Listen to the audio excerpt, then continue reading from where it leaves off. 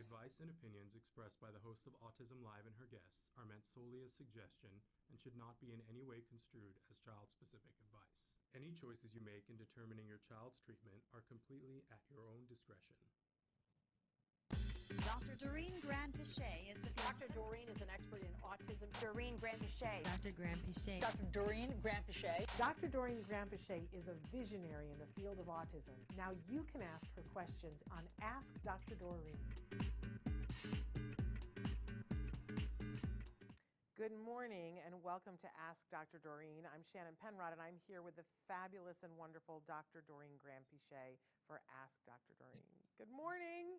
Good morning. How are you, Shannon? I am better because I'm here with you. Let's say that. Thank you. Good morning, everyone.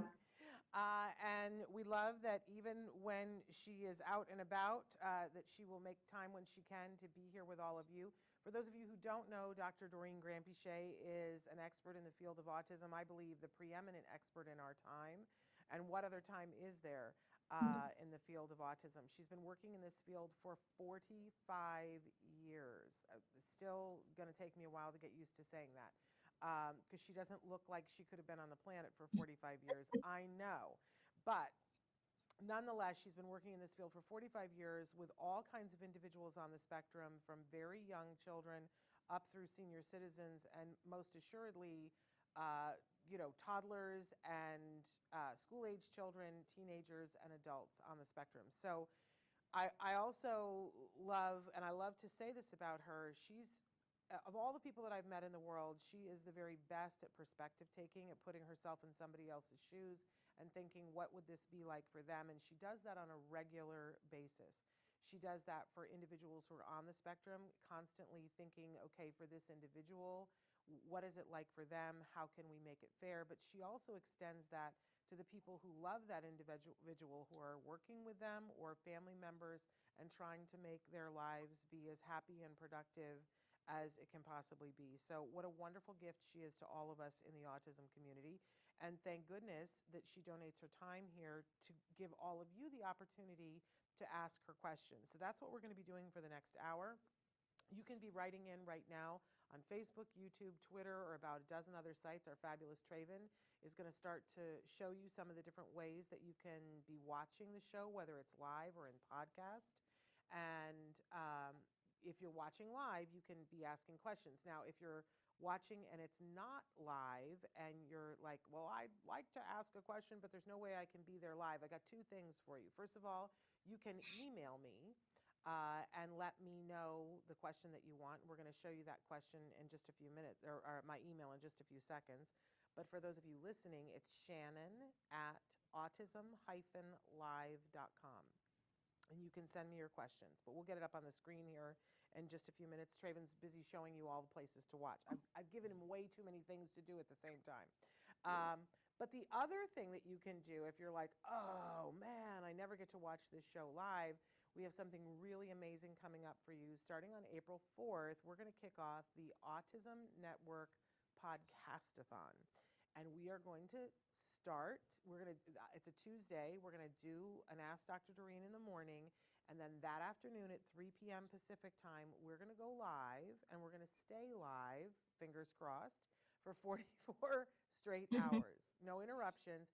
And during that time, you are going to get many hours with Dr. Granpeesheh that you should be able to get all your questions answered. She's going to do some shows that are very specific on specific topics, one on anxiety and one on potty training. She's going to do some shows where she's going to introduce you to some of the people that have been a huge influence in the time that she has spent in this field and interview them herself, because I can't wait to see those. But then there are going to be several hours where it's pure Ask Dr. Doreen, and you can be writing in your questions to any of those hours. So I'm really looking forward to that. It's all free for all of you. We are getting sponsors right now. If you know somebody who'd like to sponsor any of those hours, please put them in touch with me. By the way, I'm saying good morning to Andrea, Autism Journey with Elijah. We're so glad to see you. You made it today. We're saying hello. Yes, that's because there's several questions from both Andrea and from Autism Journey with Elijah. So, but if you're also watching and you're like, you did not say my name, like Romper Room, that's because you haven't written into the chat yet. So please write in on whatever platform you're in. You might be on Facebook, YouTube, Twitter. Write in, and I can see it in real time and share that with Dr. Granpeesheh. So, Dr. Granpeesheh, shall we kick it off with what the topic is, or is there anything that you would like to say before we start? Yeah, no, we can go into the topic, but I see that Andrea has asked if you could increase your volume. Okay, we're going to send that message over to Traven, and I will speak louder because heaven knows, I'm incredibly capable of that. Is that better, Andrea?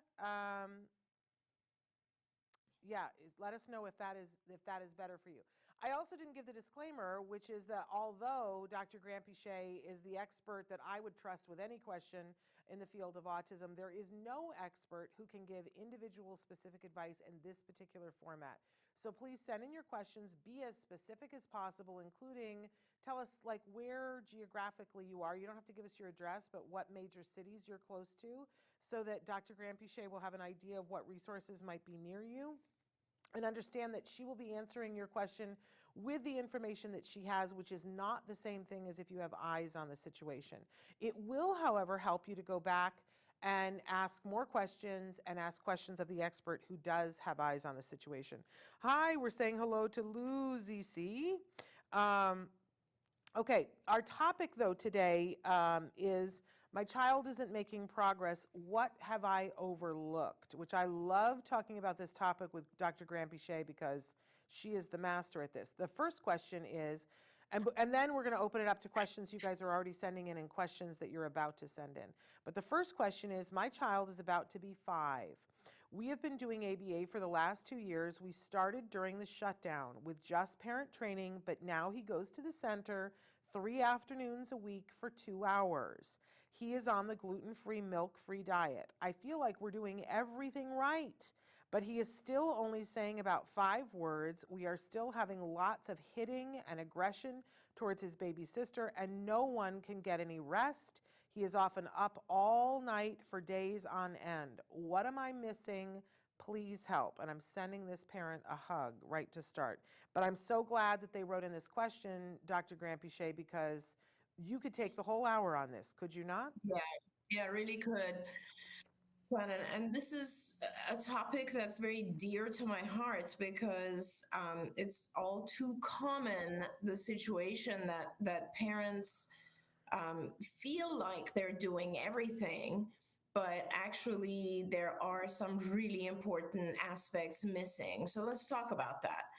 I think in general, it's just important to remember that we're looking at trying to do everything to make the child healthy, first of all, from a medical, physical perspective.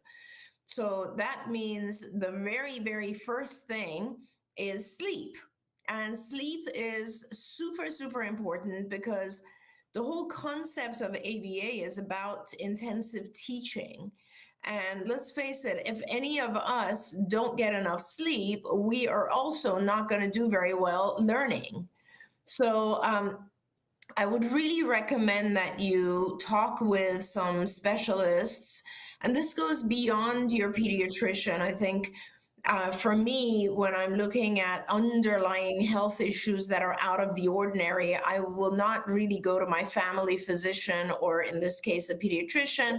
I like to talk to functional medicine physicians because they are the ones that try to help you figure out what's causing the problem, and then also will give you more natural supplements that will help solve the problem.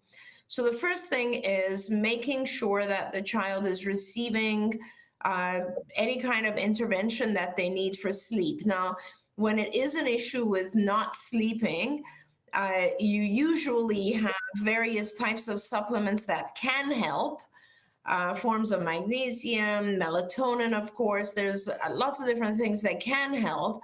But then also, sometimes our kids don't sleep just because when they wake up in the middle of the night, they come over to us and they prefer to sleep in our bed. and or they want to drink, and something happens during the night that it becomes a kind of a conditioned behavior for them to wake up. So you need to make sure that you're also not just depending on supplementation or medication, but you're looking at all the possible things that could be either waking your child up or keeping your child up. And, our kids are very sensitive to sound, for instance. A lot of times I find that our kids are waking up in the middle of the night because that's when, let's say, we have our sprinklers set to turn on, or the dog next door or something is waking the child up. And then the way that we interact with the child during the night maintains them, like keeps them waking up. So that becomes really important. You need to figure out the sleep patterns, because there's a big correlation with autism or autism-related behaviors and our neurotransmitters. And when you don't get enough sleep, you're just not able to produce sufficient amounts of the right neurotransmitters. So sleep is important. Secondly, any other type of health issue for a lot, I always repeat this now because I can never forget that one time I did an evaluation for a family, and the evaluation was, almost 2 hours of me asking questions. And then at the very, very end, the parent, I said, is there anything else? And they said, oh yeah, by the way, he also has diarrhea about 10 times a day. He's always had it his whole life. The doctor told me that's part of the autism. It is not. It is not. Any kind of gastrointestinal issues, any kind of abdominal, whether it's inflammation, redox, just irritation from various foods, all of those types of things need to be handled and dealt with, because again, these are things that are not only keeping the child uncomfortable, but also possibly affecting the immune system, which is mostly in the GI tract. And then we have other problems if our immune systems are not working correctly. So health is very, very important. Along with health comes diet. And I know this parent wrote that their child, I believe they said, casein and gluten, if I'm not wrong. Yeah, they said gluten and milk-free. Right. So the milk is essentially is casein, and that's important. It's the protein in milk and the protein in whole grains, which is gluten. And so those are two things. And a lot of kids have difficulty digesting those particular products, but they could also be reacting to corn, to soy, to food additives, to food coloring. I mean, there's a ton of stuff. So it would be very important, again, to identify a nutritionist or dietitian, or again, a functional medicine doctor who can help. And you can not just do urine analysis and stool sample analysis, but also, of course, there are blood tests. Nowadays, there's even just kits that you can get in the mail, and you can put a portion of the stool in there and mail it back, and they'll give you a huge array of all the foods that your child might be, we say allergic, but really it basically they're having a hard time breaking those foods down. That's important for a lot of different reasons, and I'm happy to talk about that on a different show, but it really is very important to get the diet right. Then when you get the diet right, and the health and the sleep, and you are paying attention to the sensory issues with the child, that's also important, because some of our kids learn visually, other kids learn auditorily. Not all of our kids have the ability to receive information with all of their senses. And also sometimes our kids have a very significant need to have certain types of sensory stimulation. And this is what we refer to as sensory dysregulation. Like they have certain needs, and they have certain resistances or things that bother them from sensory input. So it becomes important to know your child. Like, what is their learning style? Do they learn better if they have a visual stimulus? are they sensitive to sounds that you want to make sure you keep away from them? That's important because a lot of the ABA then is taught using those sensory modalities that works for your child. I might have an ABA program for one child, which is completely verbal in instructions, and another child where all the instructions are visual. And that's important because if you don't recognize those differences, you're just making it harder for the child to learn. Now, when you have all that information, you want to do a good ABA program. And the biggest issue I see right now is the question that we had is that the child is only receiving 6 hours a week of ABA. And that's so important to discuss because, like I said, we often think 6 hours, that's got to be sufficient because I only do like maybe 2 hours of speech therapy or 3 hours of occupational therapy. But ABA is different. ABA has been proven to be very effective when it is intensive. And I know it's hard for us to imagine this, but when I say intensive, I'm talking about something like 6 hours a day of ABA. So the ideal amount of ABA varies per child, but we know that every additional hour will have an impact. So when a child is younger, we try to give them as much as we possibly can, often 40 hours a week of one-to-one ABA, where they're just soaking in this information and just absorbing it and learning. And as they get older and other obligations enter their lives, like education or school, whatever it might be, then we have no choice but to reduce the amount of ABA because they have all these other things they have to do. But again, the more ABA, the better. When you have a child who has aggression and they're only receiving 6 hours of ABA, what that means is that during that 6 hours, they're getting a set of rules and people are managing them and interacting with them in a certain way. Then the rest of the time, they're under a completely different set of rules. And this causes confusion. And this causes the child to continue to aggress because there's no one set of rules. So for instance, if you're in an ABA session and there's aggression, everyone has figured out, hopefully you have a board certified behavior analyst who's figured out what the function of the aggression is. Why is the child aggressing? Always these challenging behaviors are a form of communication. So the child is trying to say something. They're trying to either gain access to something or avoid something. And in ABA, we try to teach the child to use more adaptive, more functional ways of communicating rather than hitting or being aggressive.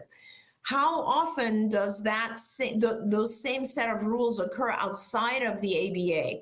In other words, when the child's in school or with you or out and about and they aggress, what happens? I am pretty sure that the way that things are managed are not identical to the way they're managed inside the ABA session. And honestly, that's part of the reason that we want to do intensive ABAs, because when you do, 5, 6 hours of ABA a day, the child learns very, very, very quickly what the rules are and how to communicate without using challenging behaviors. So, and of course, obviously, every child will benefit from additional tutoring or learning new skills.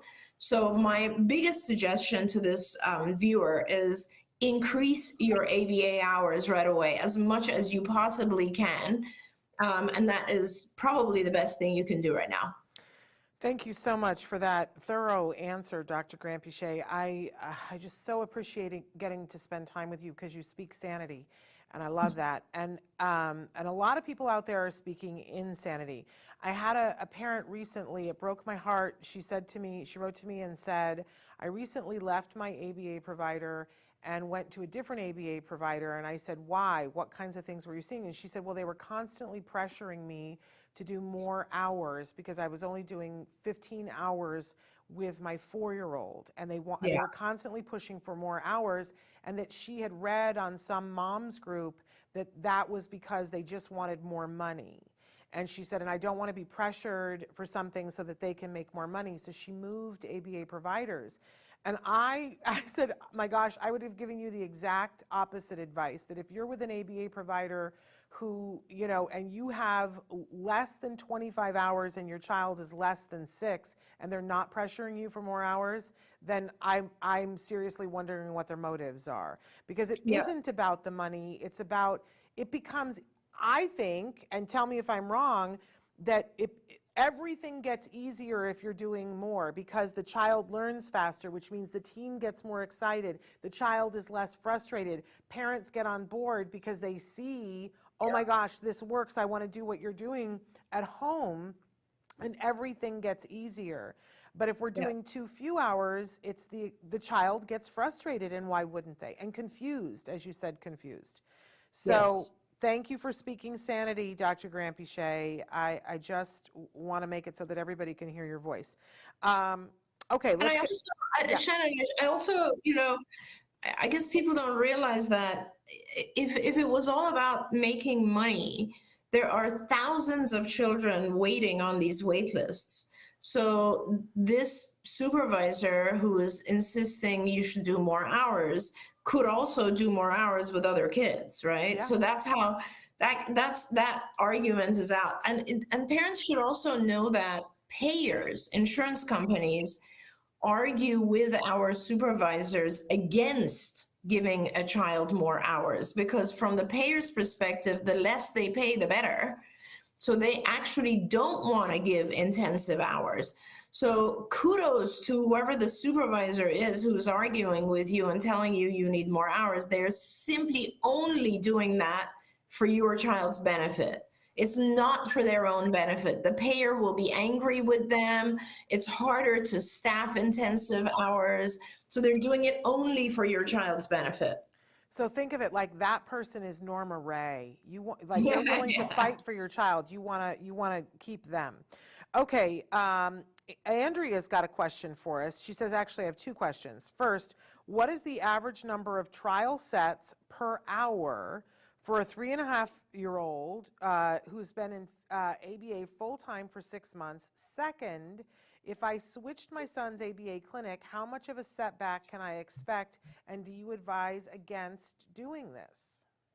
That's great. I love that question. Mm-hmm. The reason I love this question, Andrea, is that this is clearly coming from some BCBAs will be talking about things like there should be X number of trial sets per hour. And that is not something that I support.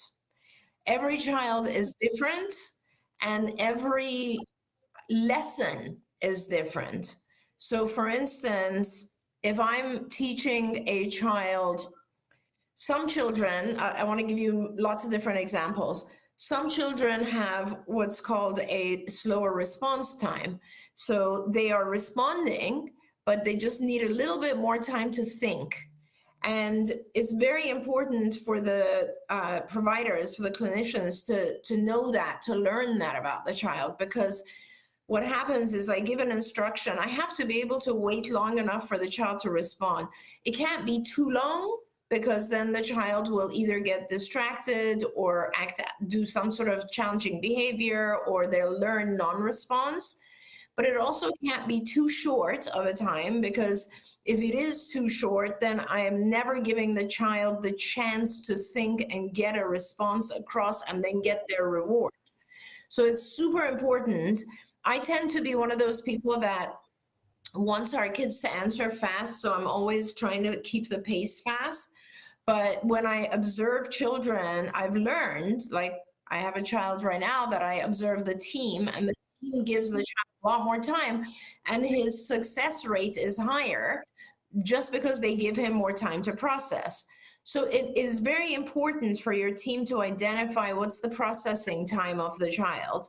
So that, and that obviously will alter the trial sets. And trial sets are not important. Trial sets are like 10 trials per whatever. And here's the other thing I want to tell you about trial sets.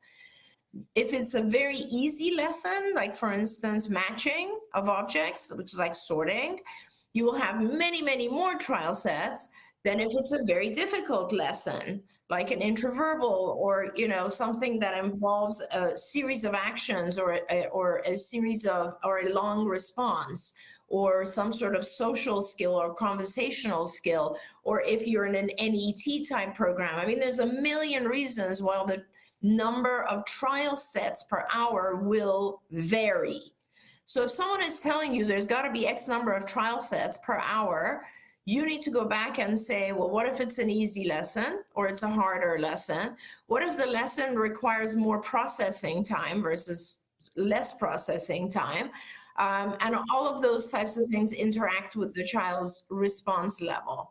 So that hopefully will answer your first part. The second part is sometimes you just have to switch and you find that you're not getting along with whoever the people are at that particular clinic. Sometimes you have great clinical staff, but not very good operational staff managing the clinical staff. Sometimes you have an organization where they have very high turnover, and so you never have the same team. There's reasons why it's better for your child if you move to another clinic. No, it's not going to be a major regression. Yes, of course, our kids get attached sometimes to their therapists, but they will move on if they have better therapists. Make sure that you are changing for the right reasons. And, Shannon and I can certainly talk more about what is a good ABA provider. But, if you're doing it for the right reasons, don't worry. It's not a setback. Do it, get your hours, get it from good clinicians, and don't be worried about it. Amazing. I'm seeing a lot of things that people are writing in. We're going to get to as much of it as we can, you guys, but I'm loving the chat here. I want to move to Lou ZC says, is it better to have your child with ASD and ABA therapy that is home-based or center-based? Which would be more effective? Great question, Lou ZC, because we actually did a study on this, or several studies, and we found that children tend to learn more in the center. Now, the reason, and we didn't really analyze the reason, we just did comparisons. We did several comparisons. First, we did a comparison of children who were receiving therapy in the centers versus children who were receiving therapy in their homes. And we saw that the children in the centers were learning almost twice as fast. And then we decided, okay, well, these are different children. So why don't we look at children who can receive half of their therapy at home and half of it at the center and see which environment they're learning faster. And again, we discovered they learn a lot faster in the centers. And obviously, it comes to mind, the logical reason for that is that perhaps there's too much distraction at home. There's noises, there's not a quiet space. Parents might be coming in and out or other things, children, siblings, etc. On the other hand, it's also possible that there are too many distractions at a center, or you have therapists at the center who are not doing their job. I mean, I hate to say it, sometimes I have seen therapists, and instead of paying attention to the child and doing their job, they're on their phone or doing something else. So whichever location, as long as it is a environment that is good, so it's quiet, the child has all their stimuli, they have all their reinforcers, and you have a therapist who is actively engaged with the child, doing what they're supposed to be doing. And if they have questions, they have access to someone. So a lot of times a therapist might have questions and not have access to a supervisor. It doesn't matter. Even if they're in your home, they can always pick up the phone and call a supervisor. But as long as the environment is good, it doesn't really matter. That being said, a lot of the research showed that they learn faster in the centers. And I believe that's just has to do with those factors, distraction and all of that. Can I add 2 asterisks to that from my opinion? Because I love the center-based, and when I saw those first studies that came back, I was like, oh, because I didn't have the option of center-based. But I Right. think that one of the other benefits from the center-based is that parents get a break. That you know, when you're home and your child is home, you're not getting a break, but when your child goes to the center, you also get a break. And I think that that can be really helpful, but here's my asterisk. If you Right. take your child to the center, you have to find the way to learn what it is that they're doing at the center. Up your parent training, ask if you can come in and observe, ask them to show you what it is that they're doing and make it your business to learn that. I think what a lot of parents do is they switch to center and go, oh my gosh, now I have a break, and they're thrilled with the break, as they should be, but then they miss out on what's happening. So don't miss out on what's happening. Learn what they know at the center. And the other thing is, what I've seen is that a lot of centers, they're like, we do therapy at the center, and so the child, there's no community outings, and some people get very rigid about that. Make sure that you're still getting community outings when it's appropriate. Your insurance will also pay for that, that your child needs to be other places doing what they're doing than just at the center. So those are my two things for parents to keep in mind. Do you want to comment on that, Dr. Granpeesheh? No, I totally agree with you. Well said. That's really important. Okay. Then moving on, Stephen, has written in, good evening from South Africa. When do you know it's time to stop ABA? My son is 6 and has been at it for 3.5 years and has done so well that his main problem now is some pronunciation. He goes on to say, just want to say, this is going to make me cry. I know, I just saw that comment and it made me emotional too. Right? Just want to say that a couple of weeks after my son's diagnosis, I saw an old video of Dr. Granpeesheh talking about recovery so passionately. I think that that moment changed the course of my son's life. And Amazing. Stephen, that's why we're all here, you know, for that in and of itself. So to help and be of support and help people to see, you know, other things. So, I'm with you. You know, Dr. Granpeesheh changed the course of my son's life too. So, you know, sending you hugs and hearts. I get it. Okay, so, but he is 6 and has been at ABA for 3.5 years, and now he's having some problems with pronunciation, Dr. Granpeesheh. When do you know it's time to stop ABA? I love that, all of those, and thank you for that comment, Stephen. That is very meaningful to me. I don't recommend stopping without having done some assessments. So usually when I treat children, at the end of therapy, I want to do some assessments, and two things happen. Either the assessments tell me, yeah, we're done, or the assessments point to areas that I wasn't aware of that I need to work on with the child. And that's the reason it's important, is that if we think, for instance, that right now the only issue is pronunciation, we might be overlooking other things, and those other things will later impact his future development. And when a child is done, I want them to be done. Like, I want them to move on and just, you know, live a mainstream integrated life and not have to have tutoring again in the future. So the assessments that I think are important, I always conduct a Vineland adaptive behavior scale. I really love the Vineland. It's very easy. It's a questionnaire, but it really helps you kind of identify like little areas that might be behind the norm in adaptive behavior. So all day-to-day behavior, and it's important. So that's good. It also has a communication subsection, which helps with how well the individual is communicating. But in addition to the Vineland, I definitely want to do a language test. Language tests will vary based on the child's age. So, you know, typically you're looking at something like a TOLD, or a very advanced language test, which is higher than the age of 6, I believe, is a CELF, C-E-L-F. You don't need to go very advanced, but you want to make sure that, I'm not talking about just speech, I'm talking about advanced language. So understanding language and being able to describe things correctly and relay information correctly and so on. So a good language test, you can go with any speech therapist, would generally be able to advise on that, or a developmental psychologist. And let's see, adaptive language. I think you would want to do a social skills test. There are several, the SSRS. There are a few social skills tests. Any psychologist, again, speech paths as well, should be able to advise on which one is appropriate for your child's age.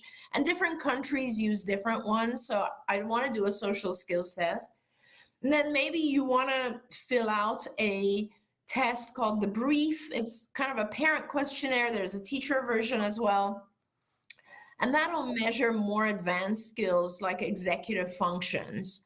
So, if you go through and do those and you find that, or there's another really good test called a test of pragmatic language, TOPL. There's another really good test called the test of problem solving, TOPS. Those are quick like they're faster tests to administer to the child. And if you do a whole I would usually do that. That was my kind of battery. I would do a TOPS, a TOPL, a language test, a social skills test, and then adaptive. And of course, I always liked to also administer an IQ test annually, just so that I could make sure the child is progressing in all the areas they're supposed to. That's a huge battery of tests. And if you can find a psychologist who can do those tests for you, and you come back and you're like within one standard deviation of the norm, so that's the normal range, then you really don't have anything to worry about. Otherwise, if you've come back with certain areas just being more than one standard deviation below the norm, then you want to start to focus on those areas before you stop ABA. And that has helped me hundreds of times with kids where the parents felt like things are finished, but really we still had some areas that we needed to work on. In fact, I think a parent, Christina Adams, in her book, About a Boy, is that the name? I always get the name wrong. A Real Boy. A Real Boy.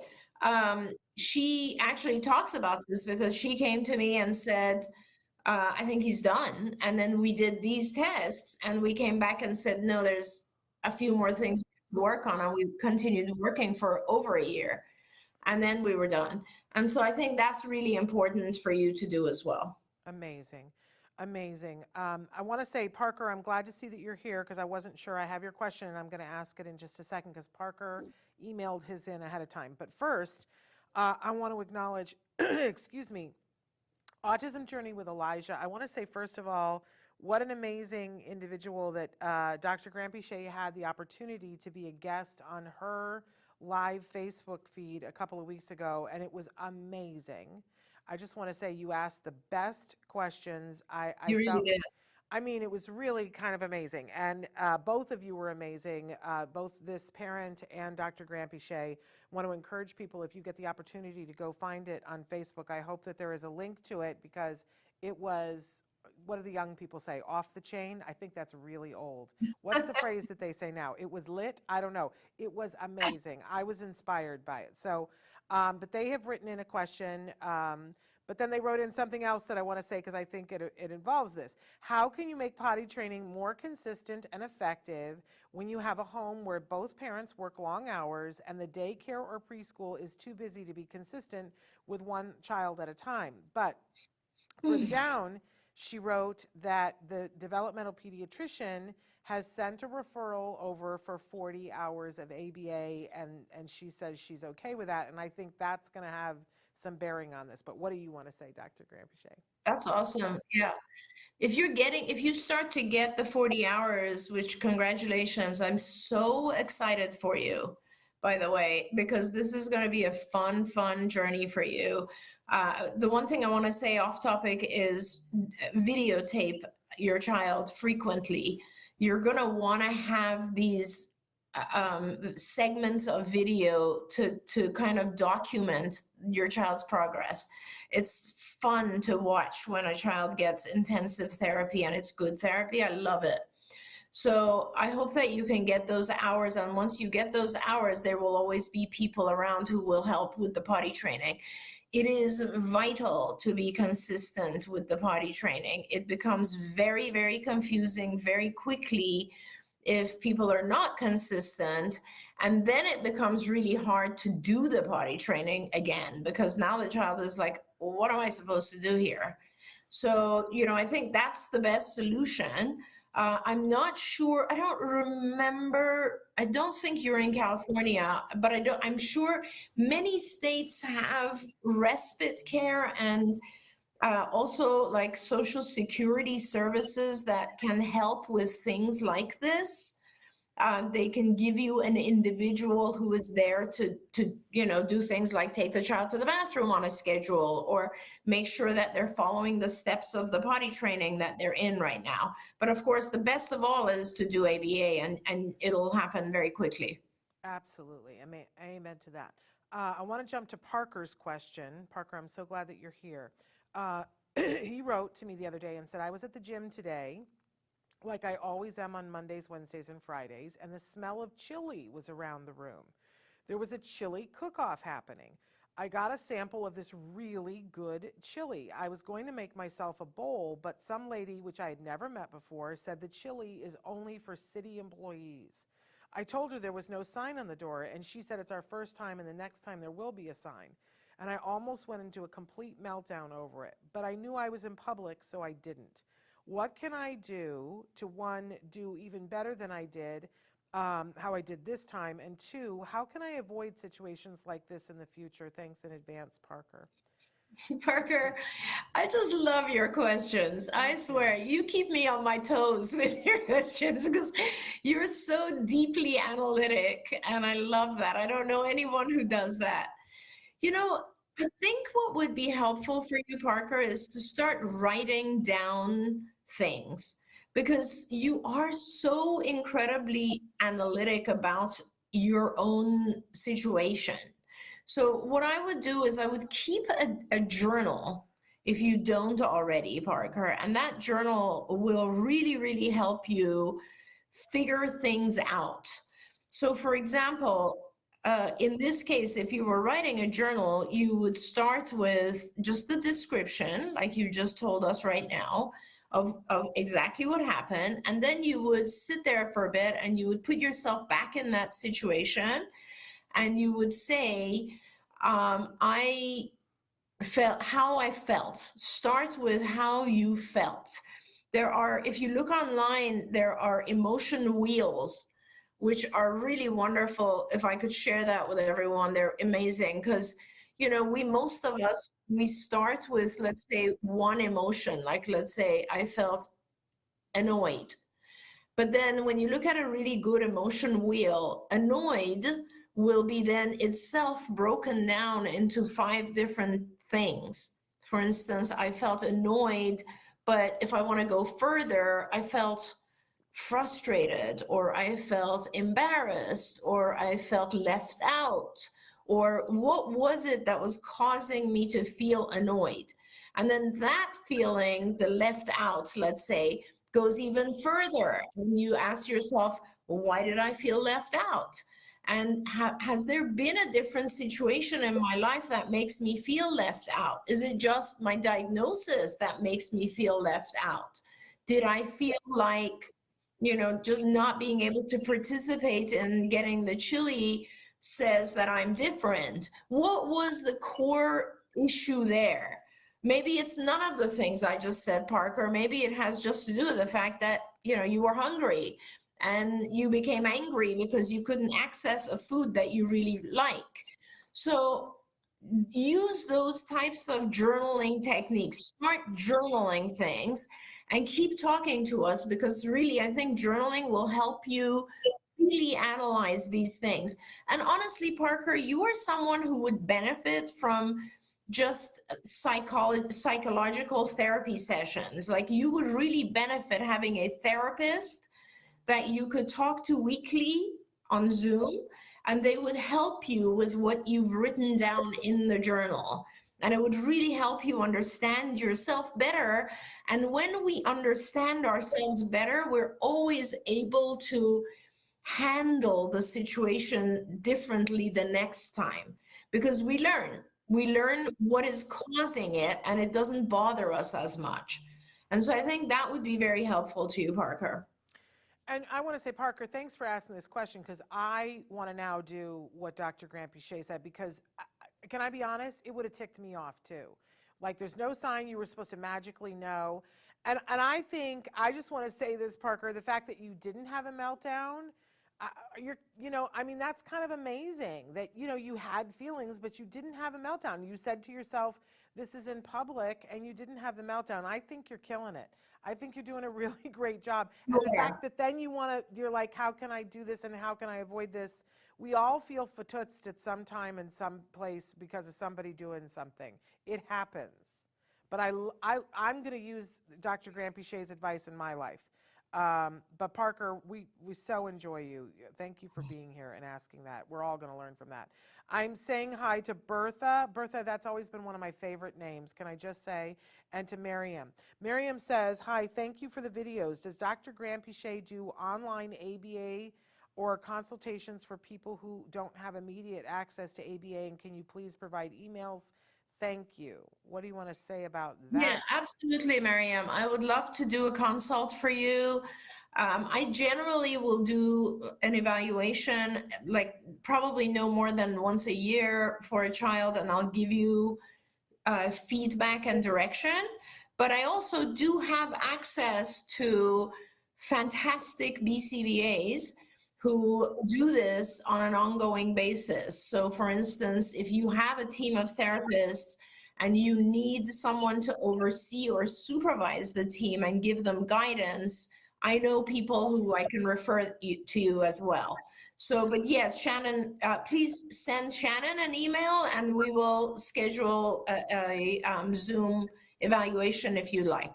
So my email for everyone is Shannon, SHANNON @autism. I know you guys all know how to spell that, -live.com. It's that dash in the middle, live, LIVE.com. So Shannon at autism-live.com. And then I will forward that to Dr. Granpeesheh and her team.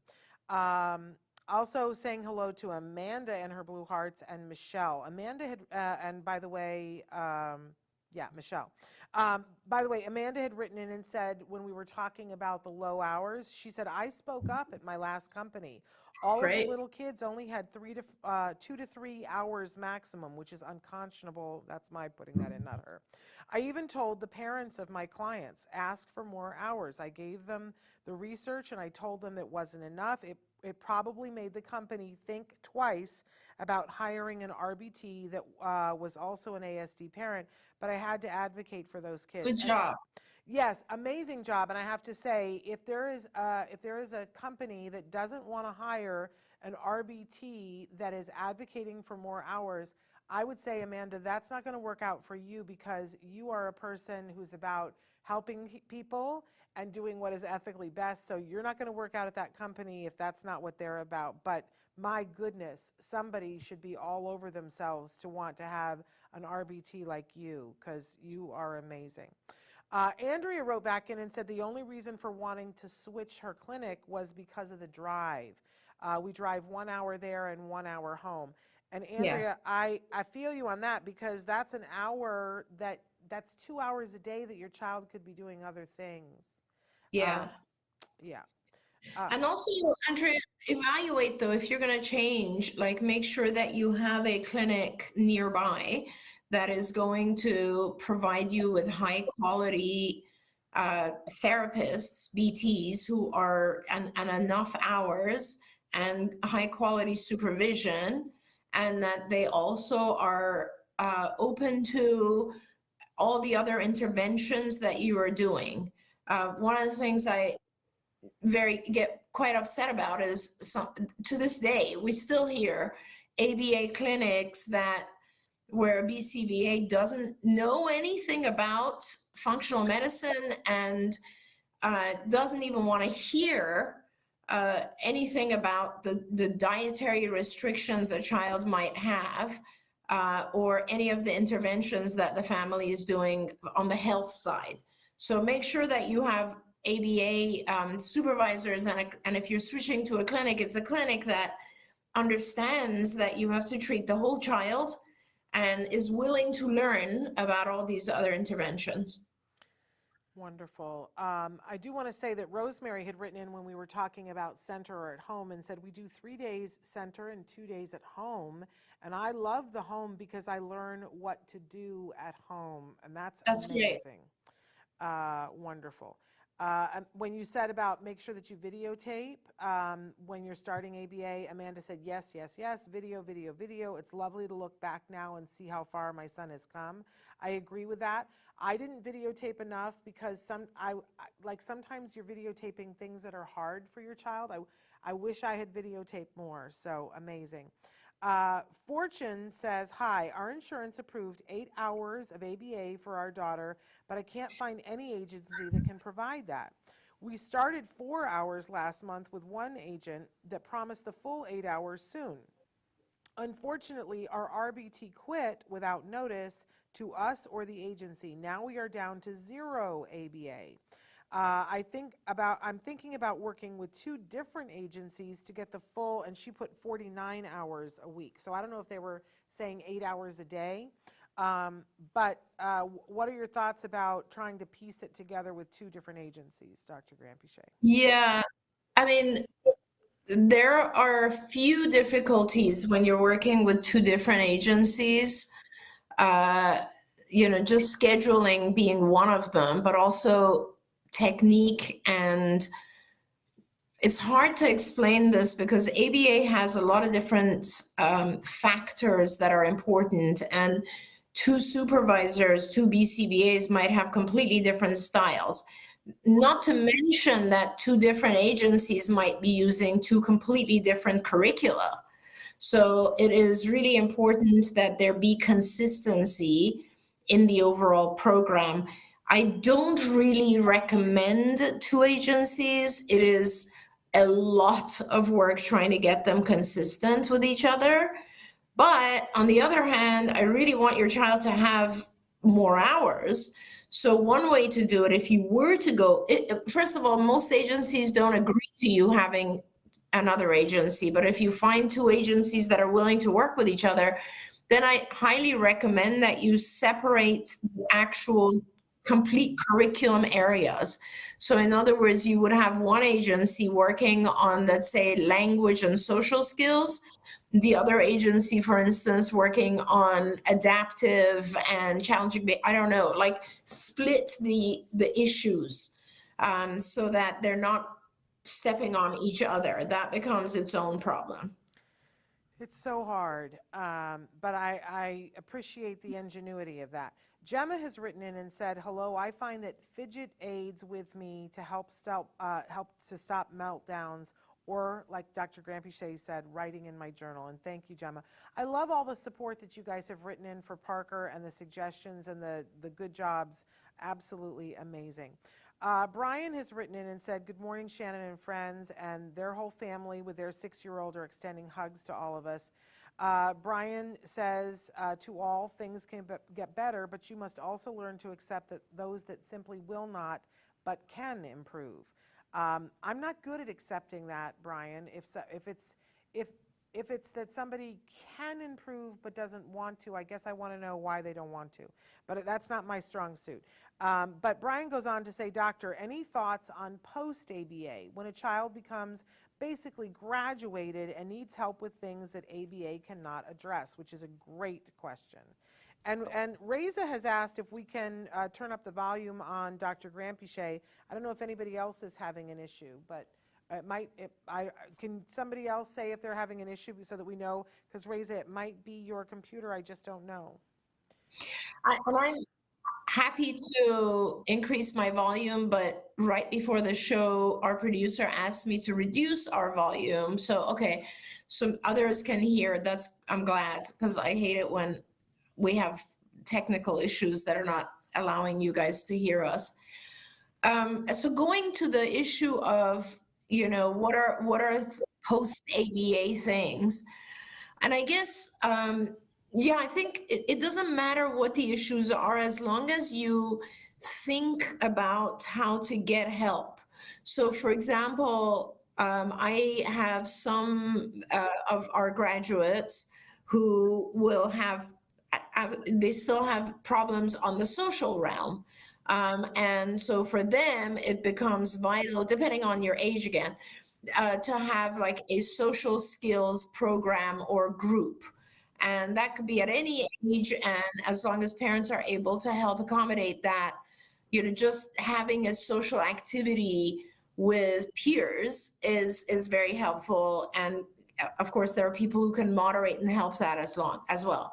Then there are individuals who might leave an ABA program and still have, like, let's say, anxiety associated with different situations in life.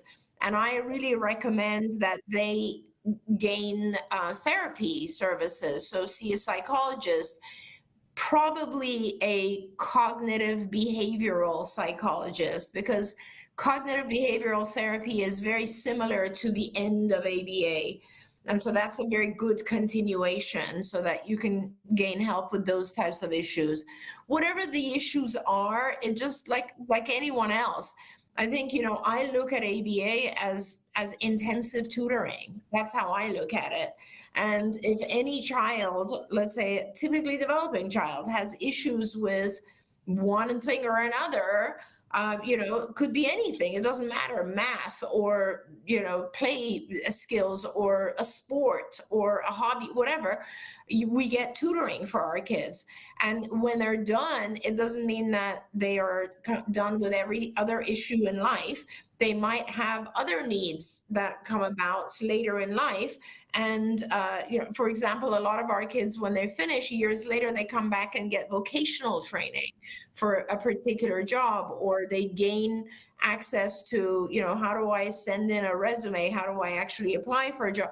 Things that we wouldn't normally be teaching a child at the age of 10, let's say.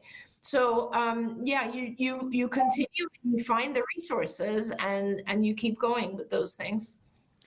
Wonderful. And I'm just going to say, my son graduated from his ABA program at 8, and every child is different. But the best piece of advice that I got for that next couple of years was a mom whose child had also graduated, and she said, your job right now as a parent is to keep dipping him into the friend realm, because you want him to have as big of a group of core friends who accept him as you possibly can to get through junior high and high school. And you got to start as early as you possibly can. And her advice was to become the house that everybody wanted to get an invitation to. That we all know that house from when we were growing up, the mom who will allow you to have the popcorn fight in the living room, the mom, who looks the other way if somebody says a swear word, the mom who orders milkshakes to be delivered. She was like, you make that your house. You want people to come over. And she said, and accept that some friends aren't going to stick, because not everybody is going to stick in anybody's life. But she was like, make your house the fun place and start inviting one kid at a time. She told me to look around the neighborhood and to find either the kid who was an only child whose mother was desperate for time to go to the beauty parlor or to go shopping, or to find the kid who was the middle kid of a whole bunch of kids, and that the mom isn't going to notice if the kid is gone all the time, and make your house the most reinforcing place for that. And I found both of those kids, and we would do all kinds of things with those two kids. And I always think back to what amazing teachers that both of those young men were to my son, because they would just like brothers would be. They would go, dude, why are you doing that? Like, do this instead.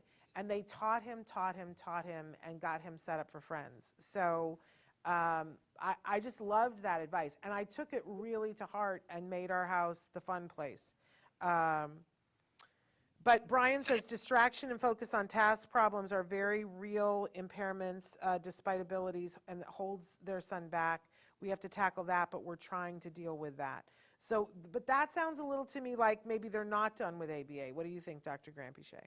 Well, okay, so it depends on the organization that's providing the ABA, because a lot of organizations don't really know how to attack these problems. And I feel like we used to spend a lot of time on distractibility and focus, because we were doing a lot of work in the executive function area. And if you have providers who know how to tackle executive functions, they're going to focus on these things. And if you don't, then you're right. what's the point of being there?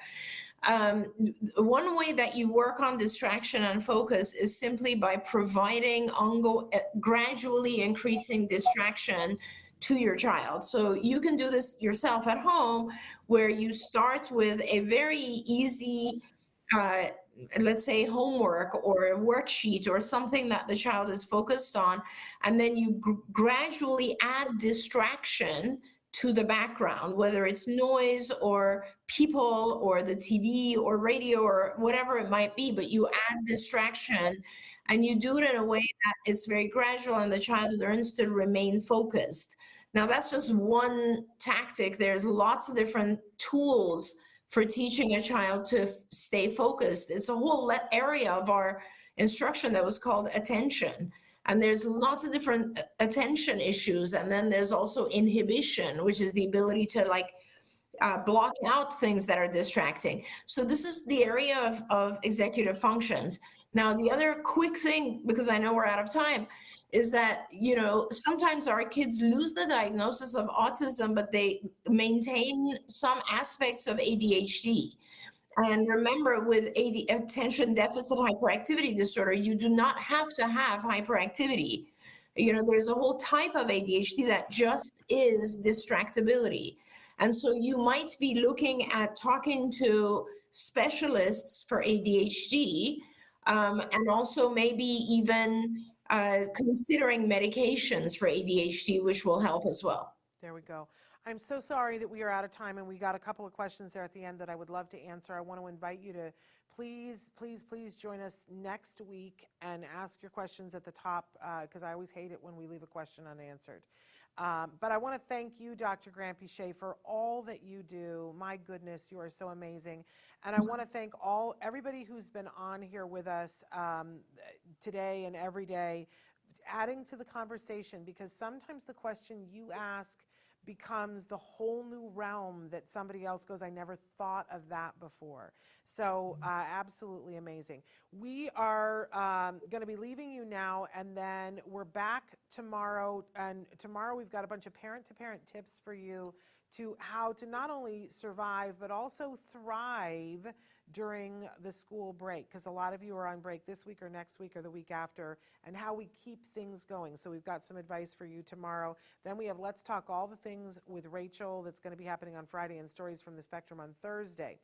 But we're getting very close to the Podcastathon. I want to encourage everybody to go to autismnetwork.com, click on any of the links or pictures that are Podcastathon, and then click on the one that's the calendar. We're updating it daily and adding podcasts and information about it daily.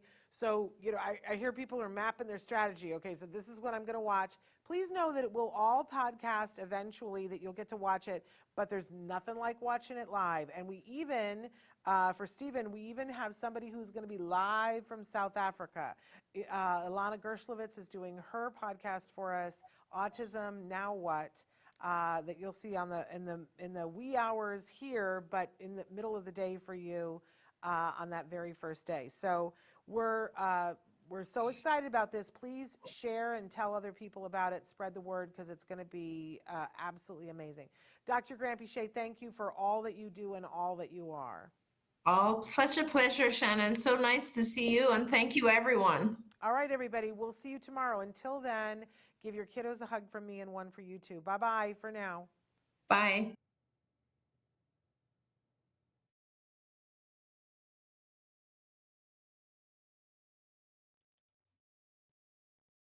Go for it.